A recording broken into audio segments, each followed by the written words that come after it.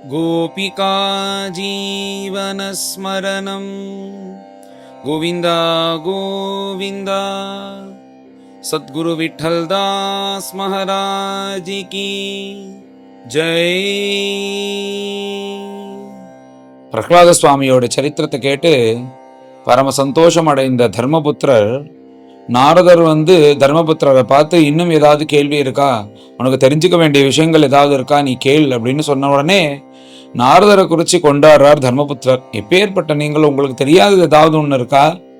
எல்லா விஷயத்தையும் கேட்டும்போது நீங்கள் சொல்கிறீங்களே, இந்த உலகத்தில் நீங்கள் வேண்டாதவர்கள்னு யாருமே கிடையாது.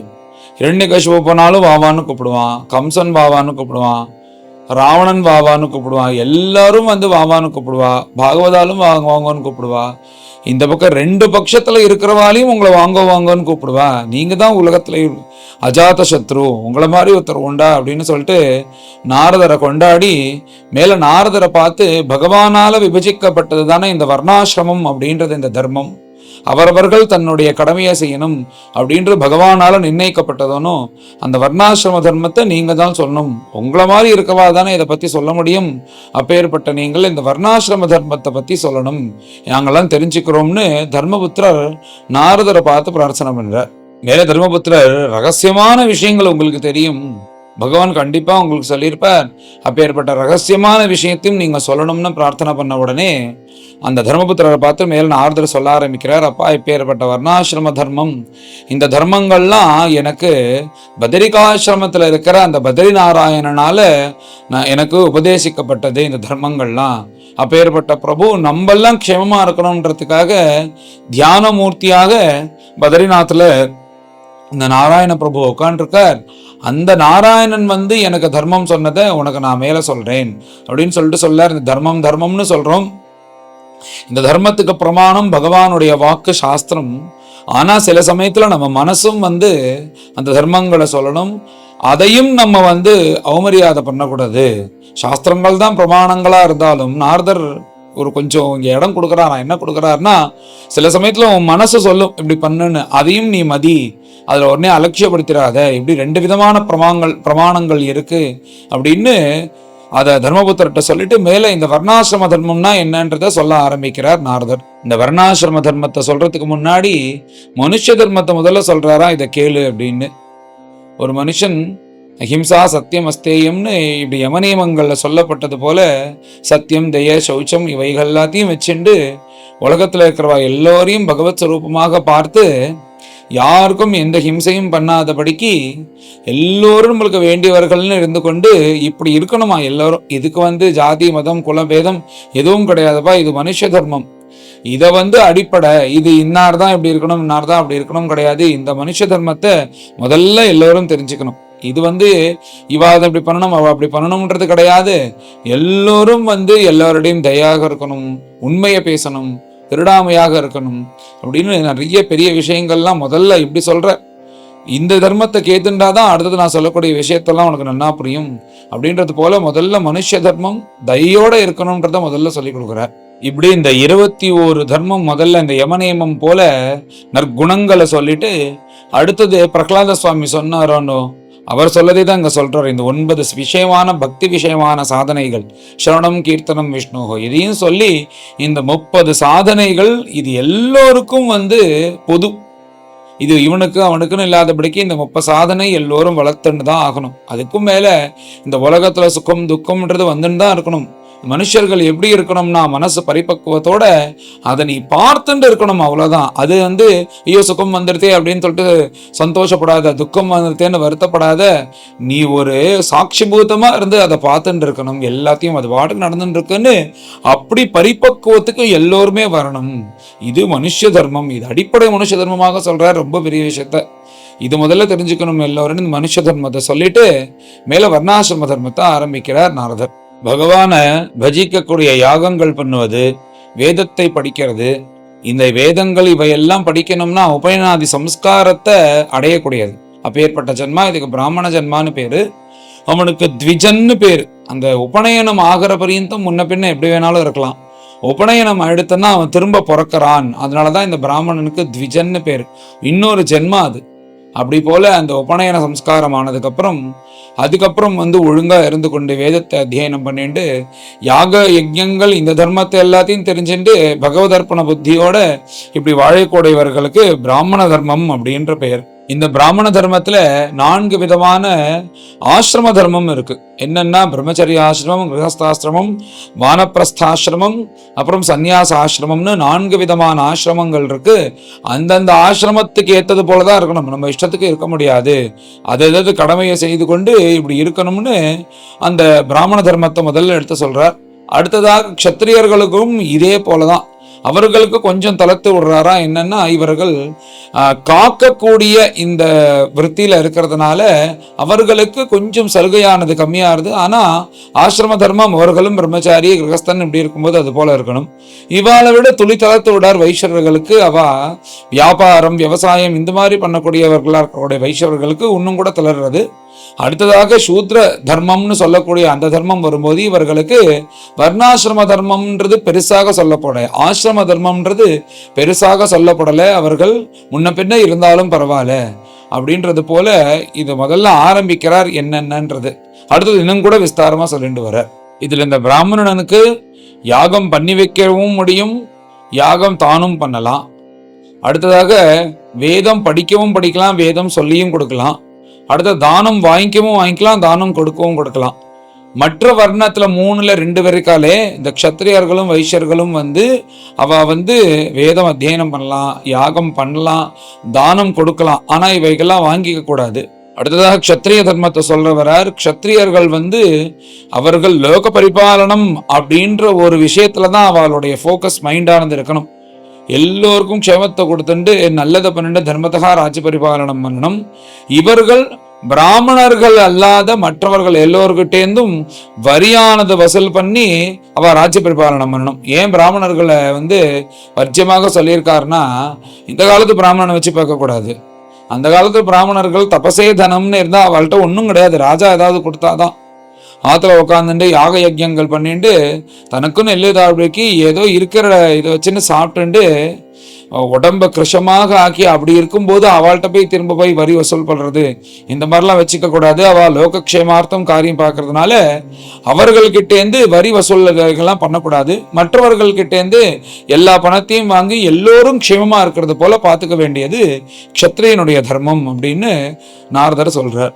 அடுத்ததாக வைஷ்யர்கள் சொல்றார், இவர்கள் வியாபார நிமித்தமாகவும் விவசாய நிமித்தமாகவும் எல்லா காரியங்களும் செய்வார்கள் அப்படின்னு சொல்லிட்டு அவர் இந்த வைஷ்யனுடைய தர்மம் சொல்லி இந்த பிராமணர்கள் க்ஷத்திரியர்கள் இவர்களை அவலம்பிச்சு அவர்களை சார்ந்து இந்த வைஷ்யர்கள் அவ தர்மத்தை பண்ணணும். இவர்கள் எல்லோருக்கும் சேவை செய்வது போல சூத்திரர்கள் எடுக்கணும்னு இந்த தன்மையாக சொல்றார். இந்த தன்மை மாறவே மாறாது. அந்த தன்மையை தான் சொல்லிட்டு வேற இப்படி அவர்கள் சேவை செய்யக்கூடிய தன்மையானது சூத்ரம் அப்படின்ற வியாபாரம் செய்யக்கூடியது வைஷ்யம், உலகத்தை காக்கக்கூடியது க்ஷாத்திரம், லோகக்ஷேமார்த்தம் பண்ணக்கூடியது பிராமம்னு இப்படி 4 விதமான இந்த வர்ணாசிரம தர்மத்தை சொல்லி இப்படி சொன்னார். இன்னொன்னு என்ன சொல்றாருன்னா, அந்தந்த குலத்துல பிறந்தவர்கள் மிகப்பெரிய ஆபத்து அப்படின்ற போதுதான் அவ குலதர்மத்தை மாத்தணுமே தவிர கூடியவரை அவ சுதர்மத்துல இருக்கணும். அவ சுதர்மத்துல இருந்துட்டு சுதர்மே நிதனம் ஸ்ரேயான்னு சுதர்மத்துல இருந்து கொண்டு அவ தன் காரியத்தை பார்க்கணும். ஏதாவது மிகப்பெரிய ஆபத்துன்னு வரும்போதுதான் வேற வழியே இல்லாத போது வேணா விற்த்தியை மாத்திக்கலாம் அப்படின்றது போல ஒரு சலுகையோட நாரதர் இந்த முக்கியத்துவத்தை சொல்றார். இது எல்லாத்தையும் சொல்லிட்டு ஸ்வாவிருத்தி அப்படின்னு சொல்லிட்டு நீச்சமான விருத்தி, இது யாரும் எந்த ஆபத்து காலையும் கூட எடுத்துக்க கூடாது. அப்படின்னா என்னன்னா, சில துஷ்டர்கள் இருப்பா, அவகிட்ட போய் எதை சொன்னாலும் வயத்து பொழப்புக்காக செஞ்சுட்டு வரா பார்த்தல, ஈவரக்கம் இல்லாதபடிக்கு இந்த மாதிரி ஒரு விற்த்தியை நீ எந்த காலத்திலையும் எந்த கஷ்டத்திலையும் எடுத்துக்காத. அது ரொம்ப மட்டமான விற்த்தியா சொல்லியிருக்கு. இதுக்கு ஸ்வா விற்த்தி, ஸ்வான்னா நாய் விற்த்தின்னு சொல்வது போல சொல்றார். அதை எந்த ஒரு சமயத்திலையும் ஒரு ஜீவனானவன் அந்த ஸ்வா விற்த்திக்கு போகக்கூடாது அப்படின்றது போல நாரதர் சொல்றார். அதுக்கு மேல 4 விதமான ஜீவனத்தை சொல்றார். ரித்தம், அமிர்தம், விருத்தம், பரண்டிருத்தம்னு 4 விதமான ஜீவனத்தை சொல்லி, இந்த ரித்தம்னா இதென்னா சிலோஞ்ச விற்பி, அங்கங்க சிதற இருக்கிற அந்த நெல்லை பகவான் நாமம் சொல்லிண்டே பொறுக்கி அதை எடுத்துன்னு பரம பவித்திரமாக சாப்பிட்றது உத்தமமான விற்த்தியாக சொன்னார். அடுத்தது அமிர்தம்னு சொல்லக்கூடிய யாராவது வந்து ஏதாவது கொண்டு கொடுத்து தானமா கொடுத்தாதான் ஸ்வீகரிச்சுக்கிறது. இது ஒரு விருத்தியாக சொல்லியிருக்கார். இதான் உயர்ந்த விருத்தின்னு சொல்றார். அடுத்ததாக விருத்தம் அப்படின்ற ஒரு விருத்தியை சொல்றார். அந்த விருத்தி என்னன்னா நாம போய் யாச்சகம் கேட்டு வாங்கி சாப்பிட்றது, இது கொஞ்சம் அதமாக சொல்லியிருக்கு. அடுத்ததாக பிரணித்தம், இது என்னன்னா இது எல்லோருக்கும் உயர்ந்தது உசந்தது. விவசாயம் பண்ணி விவசாயத்திலேருந்து வரக்கூடிய தானியங்கள் இருக்கு, அதை வச்சுட்டு வந்து வாழறது அப்படின்ற மாதிரி 4 விதமான விருத்தி. இந்த விருத்தியை பத்தி இங்க நாரதர் தர்மபுத்திரர்கிட்ட சொல்றார். சத்யான்றது வாணிஜ்யம்னு இந்த பிசினஸ் பத்தி சொல்றார். இந்த பிசினஸ் வந்து வைசியர்கள் செய்யக்கூடிய விஷயம். இந்த பிராமணர்களோ க்ஷத்ரியர்களோ இந்த பிசினஸ் பண்ணக்கூடாதுன்றது போல சொல்ற. ஏன் சொல்றான்னா அவளுக்கு வேற கடமைகள்லாம் இருக்கு. பிராமணர்களுக்கு வந்து லோகக்ஷேமார்த்தம் யாக யஜ்யங்கள்லாம் பண்ணணும். க்ஷத்ரியர்களுக்கு உலகத்தை காப்பாற்றக்கூடிய அந்த ஒரு பொறுப்பு இருக்கிறதுனால அதுலேருந்து அவ வந்து நழுவி வரக்கூடாது. அவ வந்து தர்மதகா ராஜ்ய பரிபாலனம் பண்ணி தேவதா அம்சமா இருக்கிறனால க்ஷத்ரியர்கள் எல்லோரும் உலகத்தை காக்கக்கூடிய ராஜாக்களா இருக்கிறதுனால அவ இந்த வாணிஜ்யமாகக்கூடிய பிசினஸுக்கு வரக்கூடாது. மற்றவர்கள் இவ 2 பேர்களும் இந்த பிசினஸ் ஆனது பண்ணலாம், இந்த வாணிஜ்யத்தை பண்ணலாம். இது வந்து சத்தியான்றது வாணிஜ்யம், பொய்யும் சத்தியமும் கலந்துதான் இது. அதனால இது முன்ன பின்ன இருந்தாலும் தப்பில்லை அப்படின்றது போல இந்த வாணிஜ்ய விருத்திய சொல்றார். இந்த பிராமண லட்சணம்னா என்னன்னா சமதமத்தோட இருந்துட்டு பொறுமையாக இருந்துட்டு எல்லோர்கிட்டையும் தயையை காமிச்சுண்டு எல்லா இடத்துலையும் பகவானை பார்த்துண்டு விரக்தரா இருந்து கொண்டு இப்படி இருக்கிறது பிராமண தர்மம். அதி தேஜஸ்விகளாக இருந்து கொண்டு உலகத்துல இருக்கிறவா எல்லோரையும் காப்பாத்தி கொண்டு தர்மதகா ராஜ்ய பரிபாலனம் பண்ணிட்டு அவரவர்கள் சரியாக வேலை செய்கிறார்களான்கிற பார்த்து இப்படி பரிபாலனம் பண்ண வேண்டிய அந்த பொறுப்பு க்ஷத்ரியர்களுக்கு. எதுக்கு க்ஷாத்திர தர்மம் அப்படின்ற பெயர். தேவதா பக்தி, குருனிடத்துல பக்தி, வேதம் யார் படிக்கிறார்களோ அவர்கள்கிட்ட பக்தி, அப்புறம் வியாபாரம் செய்வது, இவைகள் எல்லாம் வந்து இந்த மாதிரி இருக்கக்கூடிய அந்த தன்மையானது வைஷ்யத்தன்மை அப்படின்னு சொல்லி இந்த வைஷ்யத்தன்மையை பத்தி சொல்றார். கடைசியாக சூத்ர விருத்தி, சூத்ர தன்மை என்ன சொல்றாருன்னா இவர்கள் எல்லோருக்கும் கைங்கரியம் பண்ணிட்டு திருடாம படிக்க இருந்துட்டு நேர்மையாக இருந்துட்டு பகவத் பக்தியோட மனசை வந்து நிர்மலமாக வச்சுட்டு இப்படி இருக்கிறதுக்கு சூத்ர விருத்தி. எல்லோரும் நல்லவர்களா இருக்கணும் பேசிக்கா அப்படின்னு சொல்லிட்டு இந்த தன்மையானது என்னைக்கும் மாறாது, இது மாத்தி மாத்தி வந்துட்டு இருக்கும் அப்படின்னு சொல்லிட்டு இந்த 4 விதமான இந்த வர்ணாசிரம தன்மைகளை நாரதர் தர்மபுத்திரருக்கு சொல்றார். அடுத்ததாக ஸ்திரீ தர்மத்தை சொல்றார். ஒரு கிரகத்தை பார்த்துக்க வேண்டிய பொறுப்பு ஒரு ஸ்திரீ கிட்ட தான் இருக்கு. ஏன்னா ஸ்திரீகள் தான் பொறுப்பாகவும் பொறுமையாகவும் இருப்பார்கள். அப்பேற்பட்ட ஸ்திரீகளுக்கு அந்த கிரகத்தை பார்த்துக்கக்கூடிய தர்மம். ஏன்னா ஒவ்வொரு விஷயம் பார்த்து பார்த்து செய்ய வேண்டியிருக்கும். அப்படி கிரகத்துல இருந்து கெட்டிக்காரித்தனமாகவும் பொறுமையாகவும் எல்லோரிட்டையும் பணிவாக பேசிக்கொண்டு வினயமாக இருந்து கொண்டு அந்த ஸ்திரீகள் அப்படி இருக்க வேண்டும். கணவனை பதிவிரதையா ஸ்திரீகள் வந்து கணவனை மதிச்சு அந்த கணவன் சொல்வது போல நடந்து கொள்வதனால அவர்களுக்கு மேல் லோகங்கள்ல அந்த பதிவிரதா ஸ்திரீகளுக்கும் சத்கதி கிடைக்கும். மகாலட்சுமி தன்னுடைய பர்த்தாவா இருக்கக்கூடிய வைகுண்டவாசியை எப்படி சேவிக்கிறாரோ அப்படி நினைச்சுண்டு இந்த ஸ்திரீகள்லாம் சேவிச்சாரே இருக்கனால் மேல் லோகங்கள்ல இவன் வருவானா அப்படின்றது தெரியாது, ஆனா அந்த ஸ்திரீகளுக்கு கண்டிப்பாக சத்கதியானது கிடைக்கும் அப்படின்றது போல இந்த ஸ்திரீ தர்மத்தையும் சொன்னார். அப்புறம் என்ன சொல்றான்னா 4 விதமான யுகங்கள் இருக்கு. கிருதயுகம், திரேதாயுகம், துவாபரயுகம், கலியுகம்னு அந்தந்த யுகத்துக்கு ஏற்றது போல யுக தர்மங்கள்ல பெரியவர்கள்லாம் சொல்லியிருக்கா. அதை நாம அவலம்பிக்கணும்னு அந்த யுக தர்மத்தையும் சொல்லிட்டு கடைசியாக நாரதர் ஒன்று சொல்றார். ஆச்சரியமாக தைரியமாக சொல்றார். என்ன சொல்றாருன்னா யார் எந்த வர்ணத்துல பிறந்தாலும் பிறப்புனால இல்லை, உன்னால பிறப்புனால பிராமணனாக பிறந்து அவன் வந்து பிராமண தர்மம் எதுவும் பண்ணாதபடிக்கு அவன் வந்து கெட்ட காரியங்கள் பண்ணிட்டு இருந்தான்னா அவன் வந்து சண்டால தன்மைக்கு தான் போறான். பிறப்புனால சூத்ரனாக பிறந்து அவன் பரமஸ்ரத்தையா இருந்தானே ஆனால் அவன் பிராமணனாக கருதப்படுகிறான் அப்படின்னு இந்த வர்ணம் வந்து முதல்ல பிறப்புனால ஆரம்பிச்சாலும் அந்த பிறப்பை விட அவளுடைய தன்மையானது ரொம்ப முக்கியமா இருக்கு. அந்த தன்மையானது அந்த பிறப்புனால இல்லாதபடிக்கு அவ மாறினாலே ஆனால் அவரவர்களை அதை போல பார்க்கணும்ன்றது போல தைரியமா நாரதர் சொல்றாரு. இங்க பிறப்புனால அந்த ஜாதியில பிறந்து அவரவர்கள் அந்தந்த அனுஷ்டானம் பண்ணணும்னு சொல்லிட்டு ஒரு கால் அவளுடைய மனசு இந்த பாதையில போனதுன்னா அவரவர்கள் வந்து அது பிறப்புனால அல்ல அந்த தன்மையினால மாறிடும் அப்படின்றது போல நாரதர் தைரியமாக சொல்றார். இந்த அத்தியாயம் முழுக்க ரொம்ப பார்த்து ஜாகிரதையா சொல்ல வேண்டியிருக்கு. நான் நிறைய பேர் கேட்கிறோம், அவன் பாட்டு கண்ணாபுரான்னு எதுன்னு சொல்லிட்டான்னா அப்புறம் இது ஒரு கான்ட்ரவர்ஷியலாக வந்துடும். அதனால இத்தனை விஷயத்தையும் நாரதர் ரொம்ப ஜாகிரதையாக சொல்லிட்டு வரார் தர்மபுத்திரர்கிட்ட. இவைகள்லாம் இருக்கு, இன்னன்னார் இப்படி இருக்கணும்னு நன்கு இந்த வர்ணாசிரம தர்மத்தை சொல்லி இந்த அத்தியாயத்தை பூர்த்தி பண்றார். மேல எல்லோரும் கறந்து இந்த அத்தியாயத்தை பாராயணம் பண்ணுவோம். அச்சைகாதசோऽध्यायः ஸ்ரீசுகோவாச ஸ்ருத்வேஹிதம் சாது சபாசபாஜிதம் மகத்தமாக்ரண்ய உருக்ரமாத்மனः யுதிஷ்டிரோ दैत्यपतेर्मुदायुतः पप्रच्छ भूयः तनयं स्वयंभुवः युधिष्ठिर उवाच भगवन् श्रोतुमिच्छामि नृणां धर्मं सनातनं वर्णाश्रमाचारयुतं यत्पुमान् विन्दते परं भवान् प्रजापते साक्षात् आत्मजः परमेष्ठिनः सुतानां सम्मतो ब्रह्मन्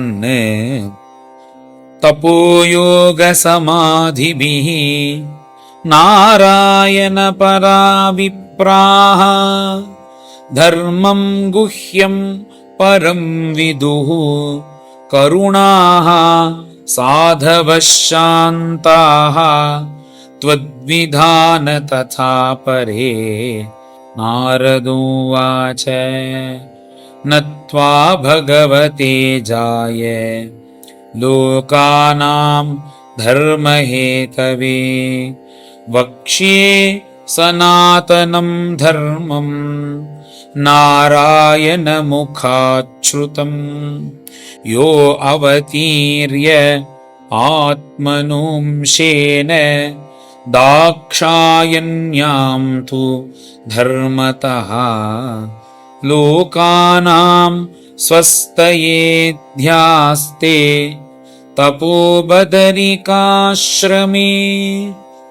धर्ममूलं हि भगवान् सर्ववेदमयो हरिः स्मृतं च तद्विदां राजन् येन चात्मा प्रसीदति सत्यं दया तपःशौचं तितिक्षेक्षा शमोदमः अहिंसा ब्रह्मचर्यं च त्यागः स्वाध्याय आर्जवं सन्तोषः समदृक्सेवा ग्राम्येहो परमः शनैः नृणां विपर्ययेहेक्षा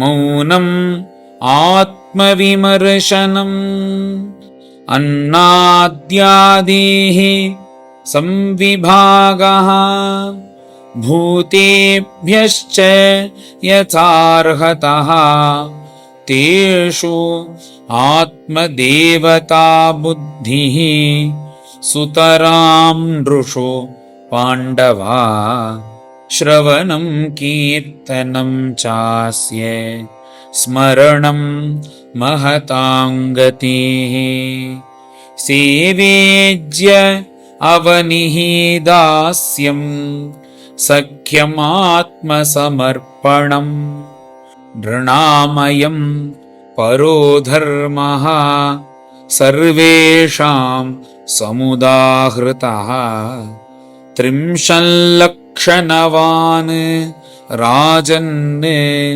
सर्वात्मा येन तुष्यति संस्कारा यदविच्छिन्ना सद्विजो अजः जगादयम् इज्याध्ययनदानानि विहितानि द्विजन्मनां जन्मकर्मावदातानां क्रियाश्च आश्रमचोदिताः विप्रस्य अध्ययनादीनि षडन्यस्य अप्रतिग्रहः राज्ञो वृत्तिः प्रजागोप्तुः अविप्राद्वा करादिभिः वैश्यस्तु वार्तावृत्तिश्च नित्यं ब्रह्मकुलानुगः शूद्रस्य द्विजशुश्रूषा वृत्तिश्च स्वामिनो भवेत् वार्ता विचित्रा शालीन यायावर शिलोञ्छनं विप्रवृत्तिश्चतुर्ध्येयम् श्रेयसी च उत्तरोत्तरा जघन्यो नोत्तमां वृत्तिम्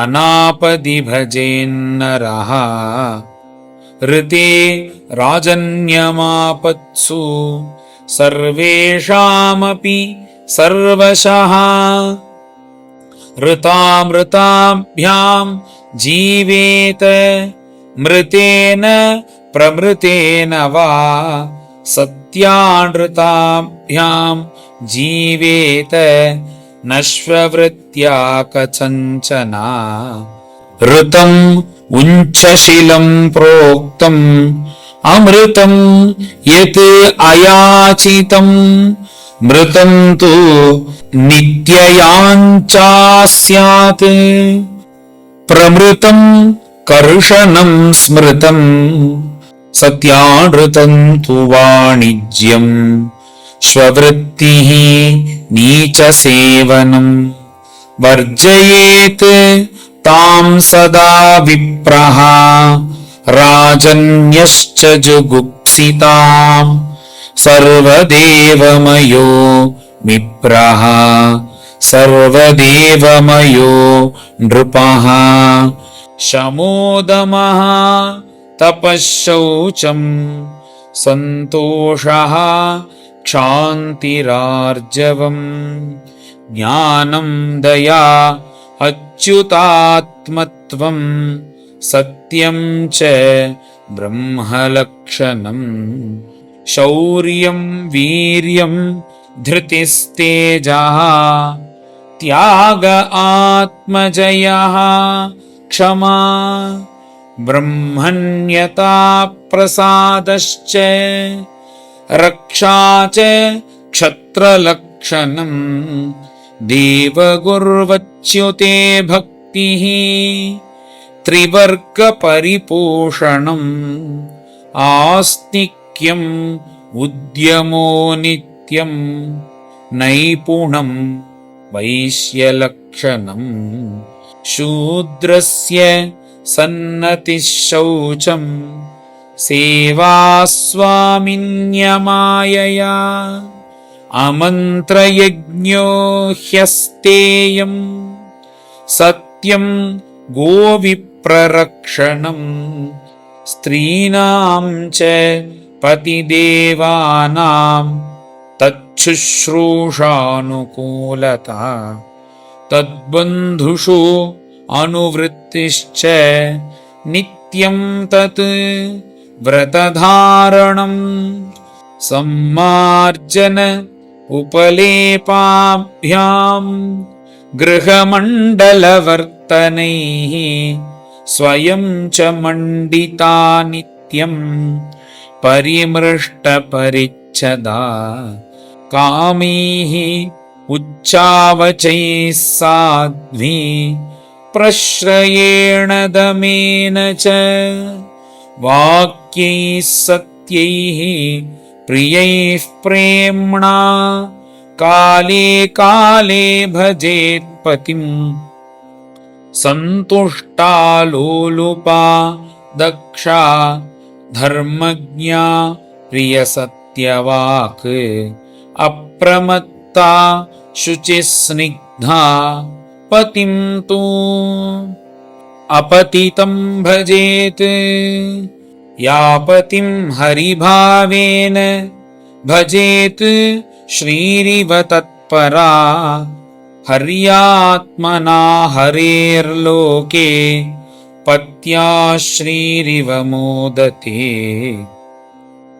वृत्तिः संकरजातीनां तत्तत्कुलकृता भवेत् अचोराणाम् अपापानाम् अन्त्यजान्ते अवसायिनाम् प्रायस्वभावविहितो नृणां धर्मो युगे युगे वेददृग्भिः स्मृतो राजन् प्रेत्य चेह च शर्मकृत् वृत्त्या स्वभावकृतया वर्तमानः स्वकर्मकृत् हित्वा स्वभावजं कर्म शनैः निर्गुणतामियात् उप्यमानं मुहुः क्षेत्रं स्वयं निर्वीर्यतामियात्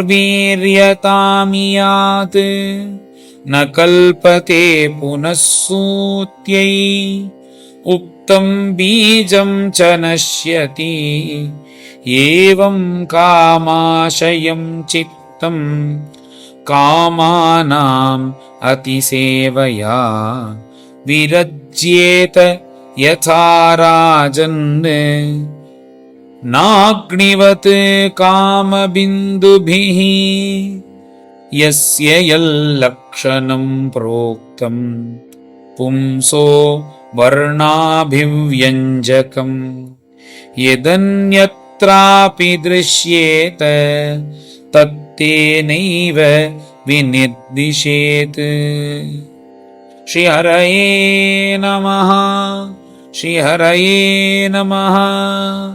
इति श्रीमद्भागवते महापुराणे पारमहंस्यां संहितायां सप्तमस्कन्धे युधिष्ठिरनारदसंवादे सदाचारनिर्णयो नाम एकादशोऽध्यायः। गोपिका जीवनस्मरणं गोविन्द गोविन्द।